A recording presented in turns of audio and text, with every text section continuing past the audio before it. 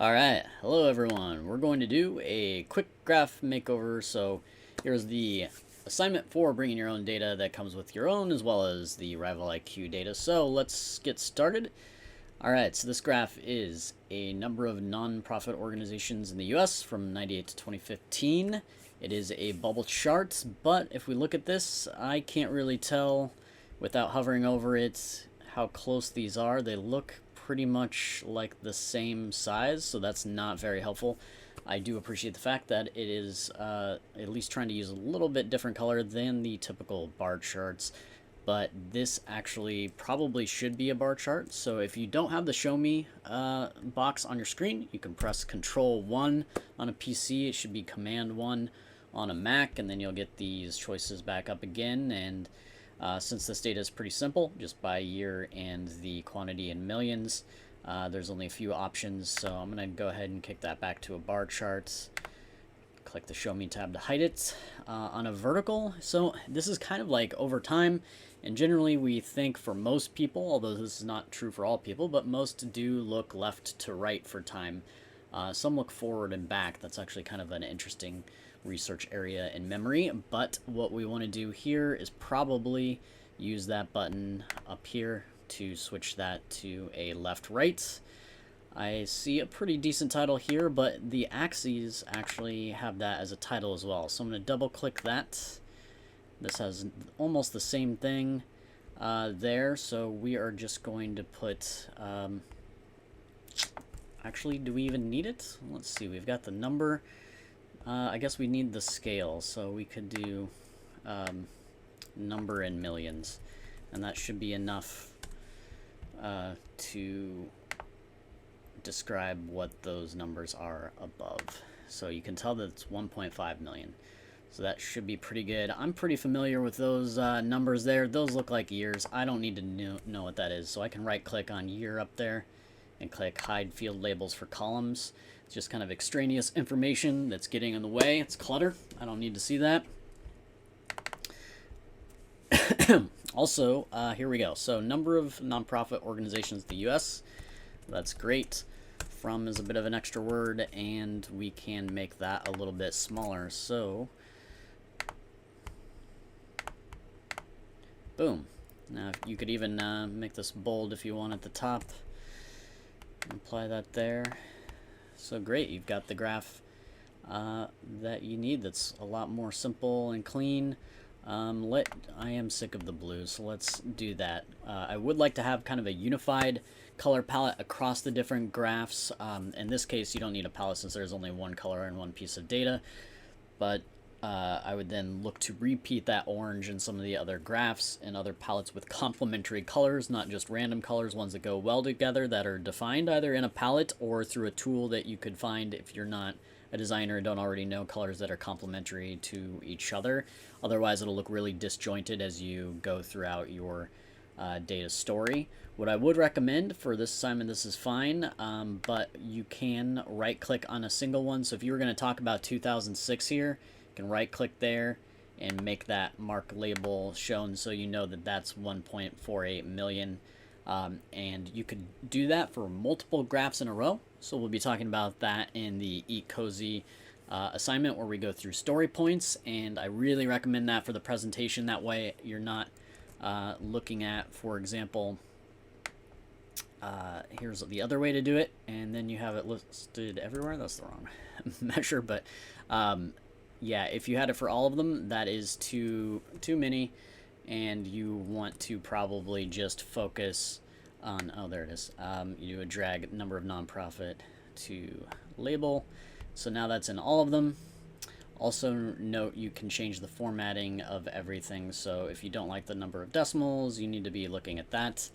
But in this case, I would recommend using one, or you can do multiple. If you click one and then Control and click another one, you can right click, do that mark label, and always show. So just the ones you're talking about at the same time. So that's what I'd recommend for the graph there. Also, let's make this a little bit cleaner there. All right, so number 2. Let's also do that. Nonprofit expenses. We've got another one here where the data pulled in a very long axis title. I think we're going to bring up all of that except for what it is. So that is expenses in trillion US dollars. So that we got there. So by double clicking on this, you get that pop-up box, and it gives you a couple things here actually. It also gives you the axes range. So that goes up to 2 trillion. It looks like it goes all the way up till 3. So that automatic one did 2.49 was the max there. I'm going to go ahead and put that to 3 trillion. And so now I can see all the way up here till 3. It probably could 2.5 was probably fine. Let me see if I can do that. Just wanted to see that last tick mark so I can kind of as a viewer go, okay, 2.5 trillion. It hasn't quite hit that. And again, we've got year here. I'm not a fan of that. Now, if you wanted to hide this whole thing, in this case you want those years there, but just for future graphs, you could just hide that whole header if it's not relevant. In this case, the year is definitely relevant. I'm going to double click on that, and you have the edit axis box here. Going to get rid of that title. You can also change it in the future here to whatever you want. And note the tick marks here. Tick marks are those items in between the axes, so you can add those as well if you'd like. But this looks pretty good. And we're going with orange and green, not too bad, but I would probably look into what goes well. We've already got orange, green, now we're going to teal and green in this next one. So here we go. Rival IQ is the source of the data. That's not really what it's telling you. So this is social media comparison between these different organizations. So let's name it something a little bit cleaner there. Now look what we have here. So we have a bunch of labels, and all it says is cross-channel, social, and I have no idea what is next to that. So that's an issue. We also have another issue here too, where we have some that it looks like somewhere between 50 and 60,000 something, and then others that are almost negligible and I can't see them at all. So when you have two things that are totally far apart from each other, they probably shouldn't be graphed together, because unless you're trying to make the point like that if it was just maybe this one and these two, that is, your point is that this is negligible, that's fine. But you can't really see any of those first two throughout the whole thing, so what's the point of even showing them? So I am going to save those for another graph because it's not telling us anything. So the big question to ask yourself is, what am I trying to show? What am I trying to get across to the viewer?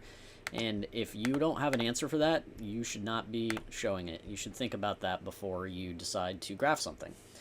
Alright, so now we've got a lot cleaner setup here with these two things. It's also, at least we can finally read these graphs since it's got more space, but they all start with cross-channel. So if they all start with the same thing, that means you're a layer too deep in the hierarchy, and that way you need to right-click on that, click alias, edit alias, and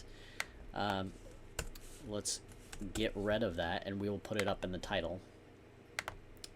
So right-click on that label, social applause engagement. That's probably fine. Oh, and then cross-channel. So cross-channel we're going to put up in the title, so we don't need here. So we have social engagement and social applause engagement. So there we go. So that's updated there. And this, now that we got rid of that, we need to say cross-channel. How about social media comparison, cross-channel, and then in this case, it may be in an overall title of a dashboard, but if you're just showing this graph, then I think women-focused nonprofits is the topic for this one. And I usually like putting that second line smaller, so you can double-click that here. You can, just like with Word or anything else, you can change the formatting up here. So you could make the top bold if you want, but definitely recommend that second headline layer 2 there to be a little bit smaller, maybe your design preference, but if it's all giant, it is a bit harder to read, and it's nice to have that kind of subtitle. So apply that. Social media comparison, cross-channel, women-focused nonprofits. Those are looking pretty good. Value. So that's one that really kind of bugs me because, yeah, I mean, it's a number. That's all that means. That doesn't tell us anything. So we're going to go in here and work with the axis again. We have value here, so I don't think it adds any value. I'm going to get rid of it. This is also where you would type something in if you would like, but this is just kind of an account of everything, so I think we're pretty good with that. I'm also going to look up this axes again, so I can see 40, but I don't know, is that 50 or is that 60?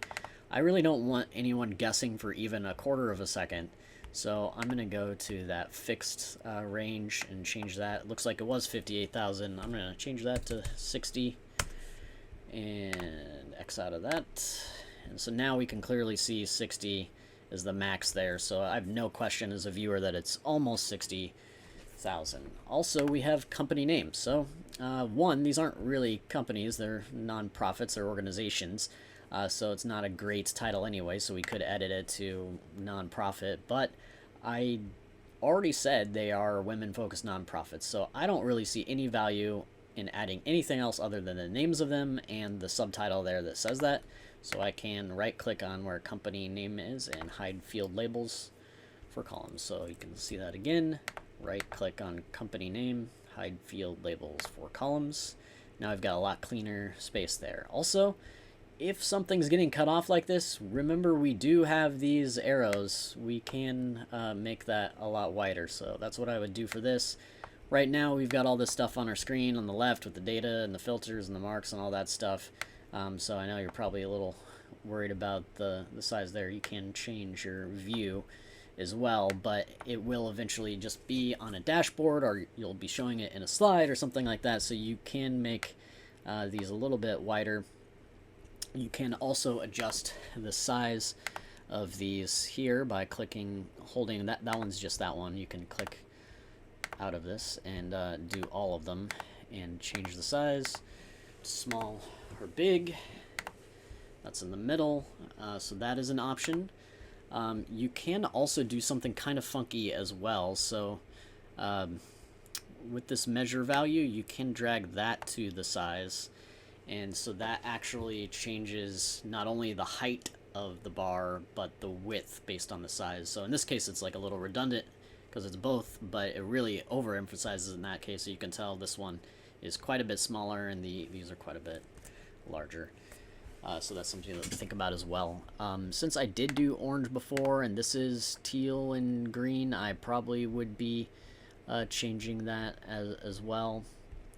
So that's something to think about on what color, but this is looking a lot better and a lot cleaner. Yeah, so there's the makeover for this one. It's looking pretty good. So a lot of these little tips on titles and axes and labels and color and names will really make your graphs way more publishable and ready to go to present and talk through and communicate clearly what you want to communicate with the viewer. All right, so with that, we'll wrap this one up.